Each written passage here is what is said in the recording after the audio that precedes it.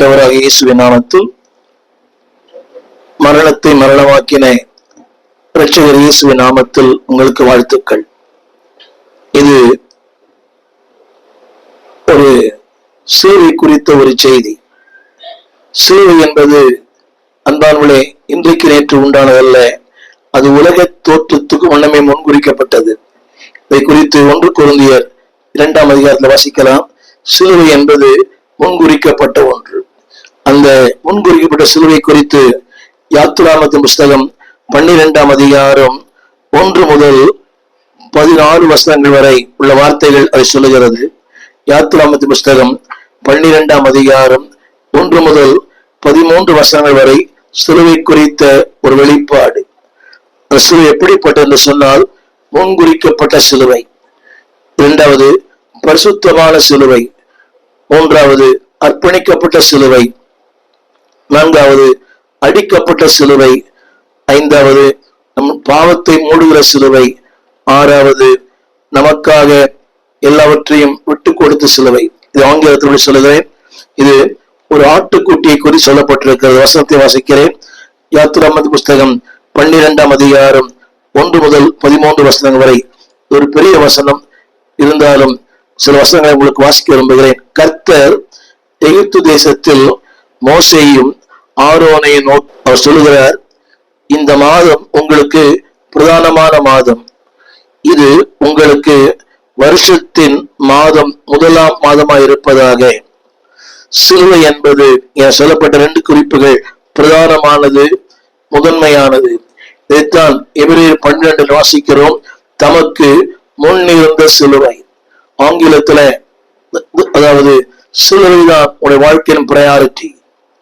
வாழ்க்கை எதற்கோ முன்னுரிமை கொடுக்கிறோம், சிலுவை நம்முடைய வாழ்க்கையின் பிரதானம். அந்த வாசி சொல்லுகிறது பிரதானமான மாதம், அடுத்து 1ஆம் மாதம். இது வேறு ஒரு கோணத்தில் சொல்லப்பட்டாலும் சிலுவை உங்களுடைய வாழ்க்கையிலும் என் வாழ்க்கையிலும் பிரதானமா இருப்பதாக. இன்றைக்கு அநேக சிலுவை குறித்து 40 நாட்கள் மட்டுமே தியானிக்கிறார்கள். இல்லை, சிலுவை என் வாழ்வின் பிரதானம். சிலுவை இல்லையே எனக்கு சிங்காசனம் இல்லை, சிலுவை இல்லையே எனக்கு வாழ்வு இல்லை, சிலுவை இல்லையே எனக்கு மேன்மை இல்லை. அந்த வார்த்தை சொல்லுகிறது அந்த 3ஆம் வசனத்துல, நீங்கள் இஸ்ரவேல் சபையார் யாவரையும் நோக்கி இந்த மாதம் 10ஆம் தேதியிலே வீட்டு தலைவர்கள் வீட்டுக்கு ஒரு ஆட்டுக்குட்டியாக ஒவ்வொருவரும் ஒவ்வொரு ஆட்டுக்குட்டியை தெரிந்து கொள்ள கடவர்கள்.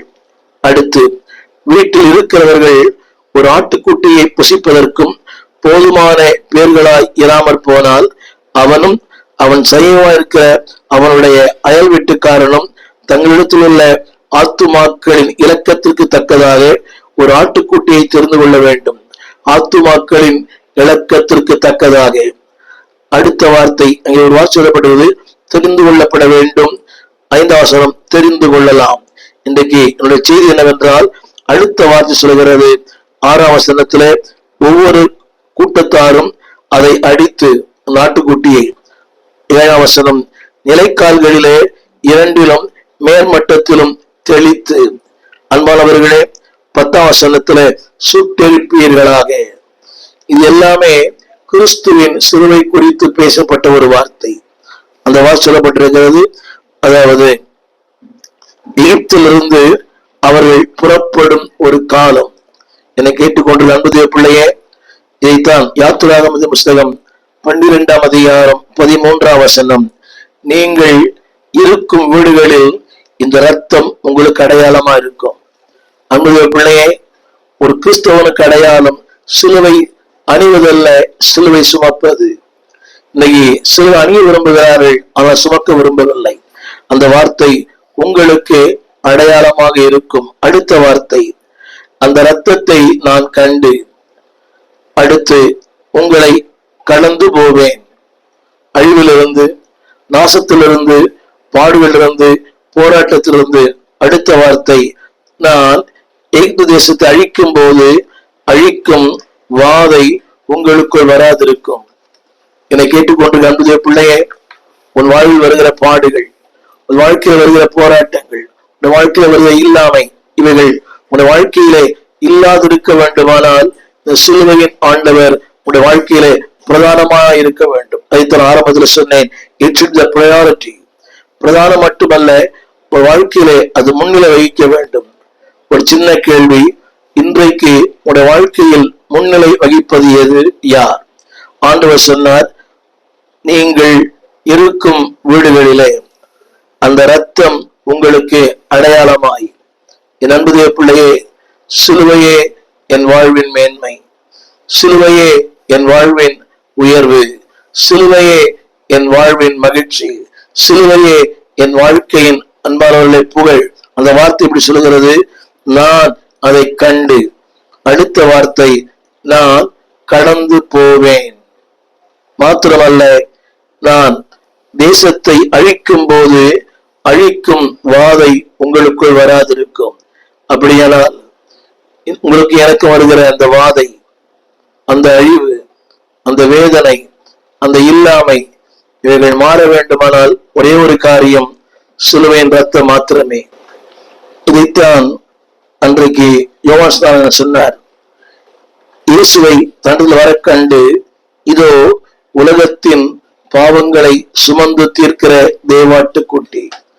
அன்றைக்கு பழைய ஏற்பாட்டு காலத்திலே இந்த இயேசுவின் நாட்டினுடைய ரத்தம் உள்விட்டு இருக்குமானால் இரண்டு காரியங்கள், ஒன்று அடையாளமாயிருக்கும், இன்னொன்று வாதை கடந்து போகும், மூன்றாவது அழிவும் வாதையும் உள்விட்டில் இல்லாதிருக்கும்.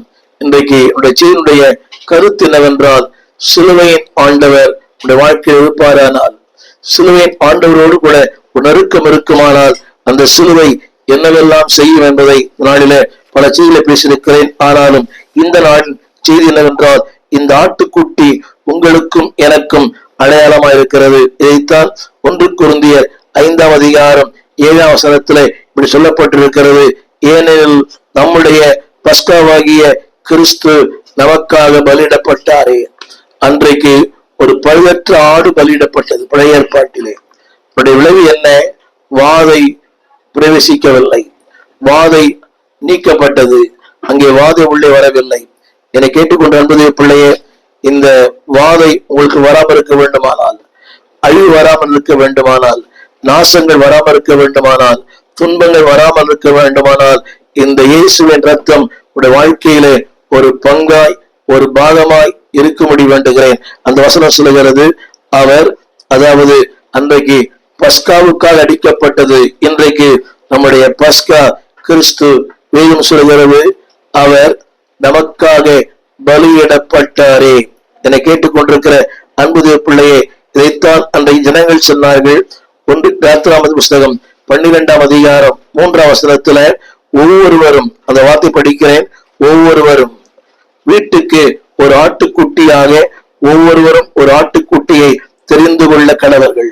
இன்றைக்கு சிலுவையின் ஆண்டவர் உங்கள் ஒவ்வொருவருக்கு வாழ்க்கையில அன்பாவிலே அவர் மேன்மையானவராய் முதன்மையானவராய் இருப்பாராக. ஒருவேளை தகப்பன் தெரிந்திருக்கலாம், ஆனால் மனைவி தெரிந்திருக்க வேண்டும்.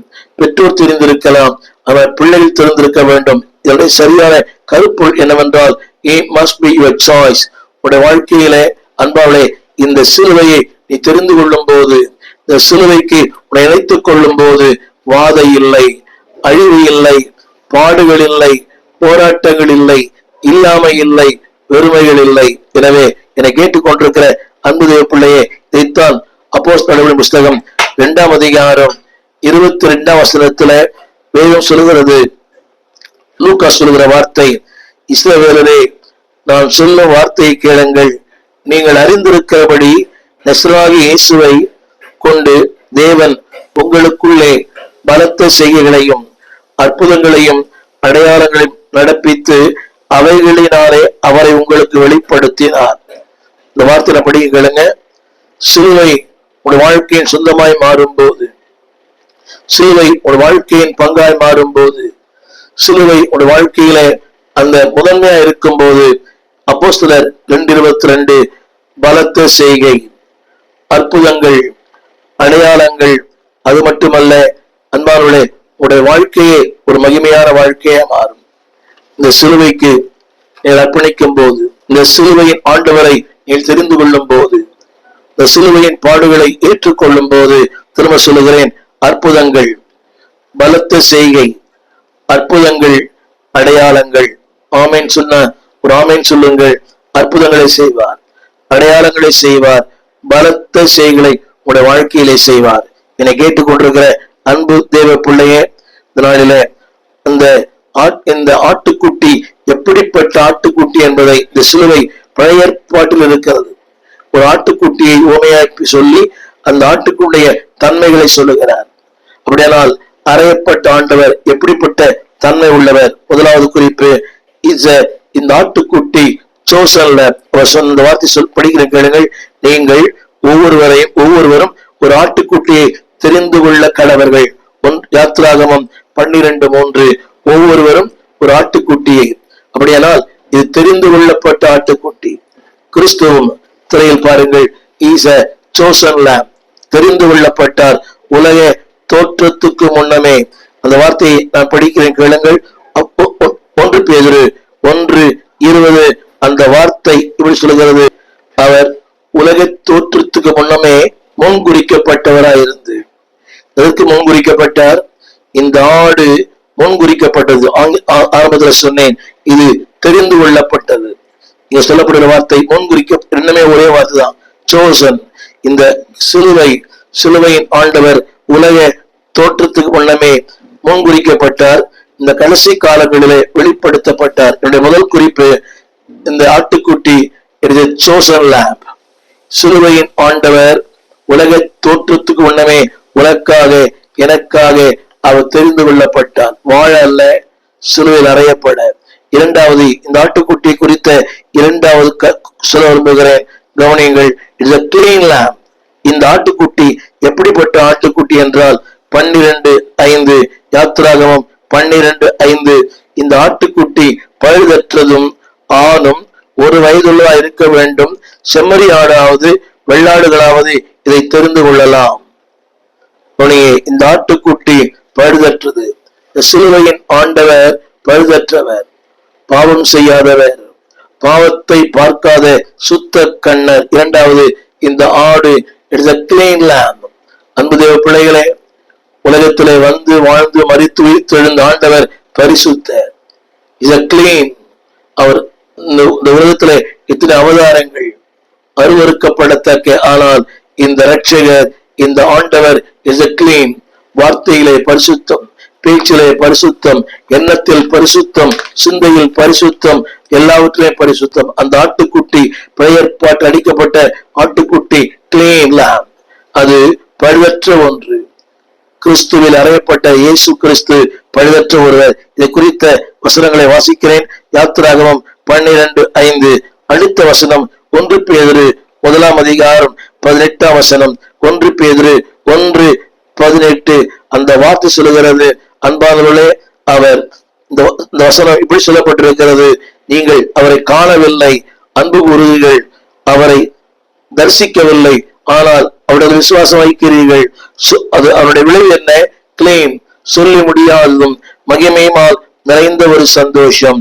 அன்பானவர்களே, இந்த ஆட்டுக்குட்டியானது நம்பர் 1 இது chosen lamb. இரண்டாவது கிளீன், கிறிஸ்து அப்படியே அவர் பரிசுத்தம் உள்ளவர். மூன்றாவது ஒன்று சொல்ல விரும்புகிறேன், இஸ் a consecrated lamb. அது அன்பானவர்களே அதற்கென்று அர்ப்பணிக்கப்பட்டது. கான்செக்ரேஷன் என்ற வார்த்தைக்கு ஒரு நோக்கத்துக்காக அர்ப்பணிக்கப்பட்டது. இந்த உலகத்திலே நீங்கள் நான் வாழ்கிறோம். நோக்கம் உண்டா? ஒரு லட்சியம் உண்டா? ஒரு குறிக்கோள் உண்டா? What is the object in your life? உன் குறிக்கோள் என்ன? உன் நோக்கம் என்ன? உன் வாழ்க்கையின் அர்த்தம் என்ன? இன்றைக்கு ஏதோ வாழ்கிறோம் இல்லை அன்பானவர்களே. that must be a goal, that must be aim. ஒரு குறிக்கோள் தேவை, ஒரு லட்சியம் தேவை. இந்த ஆடு is a consecrated. அது அதற்கென்றே தன் அர்ப்பணித்தது. வாசிக்கிறேன் கேளுங்கள். யாத்திராகமம் 12:6 6 அதை 16 தேதி வரைக்கும் வைத்து கவனியுங்கள். is a consecrated. அது வரைக்கும் வச்சிருப்பாங்க.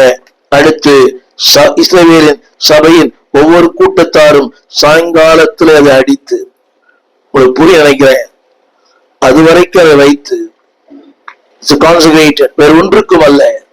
அன்புடைய பிள்ளையே, உங்களுடைய வாழ்க்கையும் என் வாழ்க்கையும் அவருக்கு என்று. உங்க வாழ்க்கையில் அவர்தான் இந்த வார்த்தை படிக்கிறேன். அந்த தேதி வரைக்கும் வைத்திருந்து. அடுத்த வார்த்தை சபையில் இருக்கிற ஒவ்வொரு கூட்டத்தார் கான்சென்ட்ரேட்டட். அன்புடைய பிள்ளையே, ஆண்டவங்களை தெரிந்து கொண்ட நோக்கம், உங்களை அழைத்த நோக்கம், அபிஷேகம் பண்ணின நோக்கம், உங்களை அவர் தெரிந்து கொள்கிற நோக்கமே ஒரு மேலான நோக்கம். மக்களின் பாவங்கள் போக, கழுவப்பட, உங்களை கொண்டு ஜாதிகளையும் ஜனங்களையும் நம்முடைய தேசத்துல பயன்படுத்தப்படுகிற அத்தனை ஊழியக்காரர்களையும் நான் சொல்ல விரும்புகிறேன். They are chosen by God. இரண்டாவது, they cleansed by God. தேவனால் சுத்திகரிக்கப்பட்டவர்கள். மூன்றாவது, they are consecrated. இந்த ஆடு பாருங்க, it is a chosen lamb. இரண்டாவது, it is a consecrated lamb. மூன்றாவது, it is a clean, அதாவது not only clean, it is a consecrated. அதற்கென்றே அது தன்னை அர்ப்பணித்திருந்தது. வசனத்தை படிக்கிறீங்க, அதற்கென்றே. அந்த வார்த்தையை நான் படிக்கிறேன். யோவான் 17:19 சொன்னார், நான் என்னையே பரிசுத்தமாக்குகிறேன். Is a clean. என்னையே நான் பரிசுத்தமாக்கி, அவர் தேவையில்லை, அவர் பரிசுத்தர், பாவத்தையே பார்க்காத சுத்த கண்ணர். அவர் சொல்லுகிறார், என்னை நானே பரிசுத்தமாக்குகிறேன். ஆண்டவர் இயேசு சொல்ல முடியுமானால் நீங்கள் நான் இப்படி அதிகமாக சொல்ல வேண்டும்.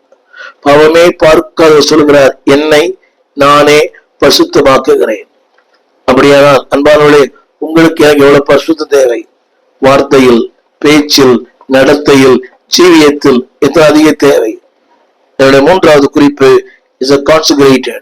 அதற்கென்றே உங்களை அழைத்தாரே, ரட்சித்தாரே, அபிஷேகித்தாரே. உங்களுடைய வாழ்க்கையை நோக்கம் என்ன? Are you consecrated? ஆண்டவருக்கு என்ன அர்ப்பணிச்சிருக்கிறீங்களா? ஆண்டவரும் தேவை, உலகம் தேவை இல்லை. இந்த ஆடு அது வரைக்கும், வேறு ஒன்றுக்கும் அல்ல. இந்த வார்த்தையை படித்த கேளுங்கள். அது வரைக்கும் 14ஆம் தேதி வரைக்கும், அது வரைக்கும் அது வைத்திருக்கப்பட வேண்டும், சுத்தம் பண்ணப்பட வேண்டும். எனக்கு அன்புடைய பிள்ளையை கான்சென்ட்ரேட்டட். அது அதற்கென்றே ஆண்டவர் தெரிந்து கொண்டார்.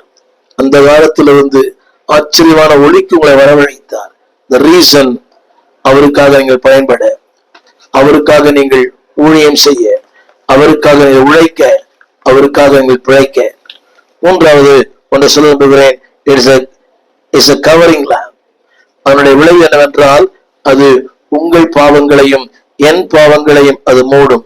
அந்த வார்த்தையை நான் படிக்கிறேன் கேளுங்கள். உங்கள் பாவங்களையும் என் பாவங்களையும் அது மூடுகிறது. யாத்திராத் புஸ்தகம் 12ஆம் அதிகாரம் 7வது கவரிங் லேம்ப். அது உங்கள் பாவத்தையும் என் பாவத்தையும் மூடும் ஆட்டுக்குட்டி.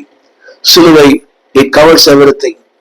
நம்முடைய அலங்கோலமான வாழ்க்கை, அசுத்தமான வாழ்க்கை, கேடுபாடான வாழ்க்கை, குறைவுள்ள வாழ்க்கையை சிலுவை மூடி மறைக்கிறது. எல்லாம் பாடுகிறோம், சிலுவையினால் மீட்டவரே, சிறகுகளால் மூடுபவரே. என்னை கேட்டுக்கொண்டிருக்கிற நமது பிள்ளையே, the cross covers everything. உன் வாழ்க்கையின் பாடுகளை, உன் நிர்வாணத்தை, உன் அசுத்தத்தை, உன் அந்தகாரங்களை சிலுவை மூடி மறைக்கிறது. வசிக்க கேளுங்கள். அதுல ஒரு வார்த்தை எழுதப்பட்டிருக்கிறது, யாத்திரம் 12:7. அதை எடுத்து அதை தெளித்து அடுத்த வார்த்தை, நான் அந்த வாதை உங்களுக்குள்ளே வராதிருக்கும்படி கடந்து போவேன். அது உங்களுக்குள்ளே வராதிருக்கும். எடுத்து தெளிக்கும் போது கவர்ஸ் எவரிதிங். ஆண்டு சொல்லுகிறார், வாதை உனக்குள்ளே வராதிருக்கும். அவனுடைய கருத்து என்னவென்றால், சிலுவை உன் வாழ்க்கையின் பாவங்களை, உன் அக்கிரமங்களையும், உன் அசுத்தத்தையும், உன் அநியாயத்தையும் அது மூடி மறைக்கிறது. சிலுவை இல்லை என்றால் இந்த வாழ்க்கையினுடைய நிர்வாணம் கேவலமா இருக்கும். நம்முடைய வாழ்க்கையினுடைய அவலங்கள் கேவலமா இருக்கும். நம்முடைய வாழ்க்கையினுடைய எல்லாமே கேவலமா இருக்கும். Grace covers my life. என் வாழ்க்கை என் அலங்கோலங்களை மூடி மறைக்கிறது. அலங்கோலமான வாழ்க்கையை அழகுபடுத்துகிறது. நான் அவனை சொல்ல விரும்புகிறேன், அன்பாலே, இஸ் a crushed lamb. இந்நாட்டுக்குட்டி எனக்காக அடிக்கப்பட்டது, நொறுக்கப்பட்டது. வசிக்க கேளுங்கள். யாத்திராகமம் 12:6. அதில் ஒரு வார்த்தை எழுதப்பட்டிருக்கிறது, சாயங்காலத்தில் அதை அடித்து. இதான் சிலுவையில் நடந்தது. அடிக்கப்பட்டார், நொறுக்கப்பட்டார், அதாவது வாதிக்கப்பட்டார், அடித்து. அது வேதனை அல்லவா? நான் கொடுக்கிற தலைப்பு என்றால் இட் வாஸ் கிரஷ்ட், நொறுக்கப்பட்டது. அதுல கடந்த மூலம் தெரியும், என் நொறுக்குதல் ஐயோ ஏழைமையா சொல்லுகிறான். என் நொறுக்குதல் ஐயோ, என் நொறுக்குதல் ஏராளம். அன்பானவர்களே, நொறுக்கப்பட்ட மக்களுக்கு தான் வேலை தெரியும். இந்த ஆடு அன்றைக்கு நொறுக்கப்பட்டது. சிலுவையின் ஆண்டவர் நொறுக்கப்பட்டார். மாத்திரமல்ல, அதில் அடுத்த வார்த்தை 9:22 படிக்கலுங்க. பல பாடுகள். இரண்டாவது, வேதபாரகராலும் அவர்கள் பிரதான ஆசாரியராலும் ஆகாதவன் என்று தள்ளப்படுது. இதான் கிரஷி. இரண்டாவது, அன்பான தேவ பிள்ளையே, உலகம் அப்படி சொல்லுதா? ஆகாதவன், நீ பயனில்லாதவன், எதுக்குமே பயன்படாதவன். இல்லை. எந்த உலகம் அப்படி சொல்லுகிறதோ அதே உலகத்தில் கர்த்தர் உங்களை உயர்வாய் நடத்துவார், உங்களை உயர்த்துவார், உங்களை வாழ வைப்பார். ஒருவேளை நீ ஒழுக்கப்படலாம். உறவுகளால், சொந்தங்களால், பிள்ளைகளால், கணவனால், மக்களால் நொறுக்கப்படலாம். எவ்வளவு நொறுக்கப்படுறீங்களோ அவ்வளவு கர்த்தர் உங்களை உயர்த்துவார் என்று அர்த்தம். அது அந்த ஆட்டுக்குட்டி அன்றைக்கு நொறுக்கப்பட்டனாலதான் வேதம் சொல்லுகிறது. அன்பானவர்களே, அது இன்றைக்கும் நம்ம வாழ்க்கையிலே ஜீவனை தருகிறது. அந்த ஆடு அடிக்கப்பட்டது மக்களுக்கு பாதுகாப்பு. கிறிஸ்து அடிக்கப்பட்டார், உங்களுக்கும் எனக்கும் பாதுகாப்பு. அது மட்டுமல்ல, நிறைய வசனம் சொல்லிக்கொண்டே போகலாம். ஏசாயா 52:14 அதாவது அந்த கேடு அடைந்தார், அநேகர் அவரை கண்டு பிரமிப்படைந்தார்கள். ஆனால் எவ்வளவு அவர் பாடுபட்டாரோ அவர் உயர்த்தப்பட்டார். ஏசாயா 52:14 சொல்லுகிறது. வேதம் அந்த வார்த்தை, அன்பார்களே, ராஜாக்கள் தங்கள் வாயை மூடுவார்கள். அந்த வார்த்தை, அன்பார்களே, எந்த உலகம் அவர் எண்ணாமற் போனதோ, ஏசாயா 53:3 எந்த உலகம் அவருடைய முகத்தை மறைத்துக் கொண்டதோ அதே உலகத்துக்கு தன்னை வெளிப்படுத்துகிற ஒரு ஆண்டவர், அந்த முகங்களை பிரகாசிக்க பண்ணுகிறவர். அவருடைய அருவருப்பு என்னுடைய ஆசீர்வாதம், அவருடைய புறம்பே தள்ளப்படுதல் என்னுடைய உயர்வு. என்னை கேட்டுக்கொண்டிருக்கிற அன்புடைய பிள்ளையே, 4வது குறிப்பு, இட் வாஸ் கிரஷ்ட். எவ்வளவு அடிக்கப்பட வேண்டுமோ அவ்வளவு அடிக்கப்பட்டார். உடைய நொறுக்குதல், உங்களை அடிக்கப்படுதல் அத்தனை ஆசீர்வாதம், பாதுகாப்பு. அடுத்த குறிப்பு, அன்பானவர்களே, not only is a covering lamp, it is a consecrated lamp, consumed lamp. அதாவது சுட்டெரிக்கப்பட்டது. 12:8 அந்த வார்த்தை சொல்கிறது. அந்த ராத்திரியிலே அந்த ஆட்டுக்குடி மாம்சத்தை நெருப்பினாலே சுட்டு புளிப்பில் அப்பத்தோடும் கசப்பான கீரையோடும் புசிக்க கடவர்கள். அடுத்த வார்த்தை 12:9 யாவையும் ஏகமாய் நெருப்பினால் சுட்டதாய் அதை புசிப்பீர்களாக. அன்பு தேவ பிள்ளையே, இஸ் கன்சியூம்ட். கிறிஸ்து உனக்காக அடிக்கப்பட்டார், நொறுக்கப்பட்டார். அது மாத்திரமல்ல, அவர் உனக்காக சுட்டெரிக்கப்பட்டார். அது அவருடைய சிலுவை மரணமே ஒரு சுட்டெரித்தல் தான். Is consume. எனவேதான் யோவான் 6:51 சொன்னார். 51 நானே ஜீவாப்பம். அது வார் சொல்லுகிறது. அதாவது உங்கள் ஜீவனுக்காக நான் கொடுப்பது என் மாமிசம். இன்னொரு பொருள் என்னவென்றால், இட் இஸ் கன்சியூம்ட். என்னை கேட்டுக்கொண்டிருக்கிற அன்பு தேவ பிள்ளையே, இந்த நாளிலே உங்களுடைய சாய்ஸ் என்ன? எதை தெரிந்து கொள்ளுகிறாய்? யாரை தெரிந்து கொள்ளுகிறாய்? எப்படிப்பட்ட ஒன்றை தெரிந்து கொள்ளுகிறாய்? இவனைய அந்த ஆட்டுக்குட்டி தெரிந்து கொள்ளப்பட்டது. இயேசு தெரிந்து கொள்ளப்பட்டார். நீங்களும் தெரிந்து கொள்ளப்பட்டீர்கள். அன்பார்களே, அவர் ஊழியம் செய்ய, அன்பு கூற படிக்கிறங்க. Choose to love. அன்பு கூற தெரிந்து கொள்ளப்பட்டீர்கள். To serve love. அவர் ஊழியம் செய்ய தெரிந்து கொள்ளப்பட்டீர்கள். அவருடைய வார்த்தையை கேட்க தெரிந்து கொள்ளப்பட்டீர்கள். அது மட்டுமல்ல, ஷவுட். ஒரு 5 தான் சொல்லுகிறேன். டு சர்வ், ஊழியம் செய்ய. 2 சப்மிட், கீழ்ப்படிய. 3வது ஷோ, இந்த உலகத்துக்கு அவரை காட்ட. 4வது அன்பார்களே, டு கமிட், அர்ப்பணிக்க. 5வது ஷேரிங். அவர் என்னவெல்லாம் தந்தாரோ அத்தனையும் அடுத்தவர்களுக்கு பகிர்ந்து கொடுக்க. இந்த நாளிலே என் செய்தியினுடைய முடிவு என்னவென்றால், அன்பார்களே, இந்த இயேசு உலக தோற்றத்துக்கு முன்னமே முன்குறிக்கப்பட்டார். அவர் யார் என்று சொன்னேன். Is a chosen lamb, is a clean lamb. 3வது consecrated lamb. 5வது crushed lamb. 6வது covering lamb. 7வதாக அடுத்த வார்த்தை is a consumed. உனக்காக எல்லாவற்றையும் அவர் ஏற்றுக்கொண்டார். அந்த கேடு அடைந்த கன்சியூம் எல்லாமே தலை முதல் கால் வரை அடிக்கப்பட்டு நொறுக்கப்பட்டது, சுட்டெரிக்கப்பட்டார்.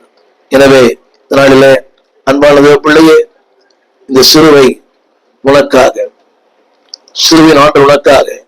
அவர் என்ன விரும்புகிறார்?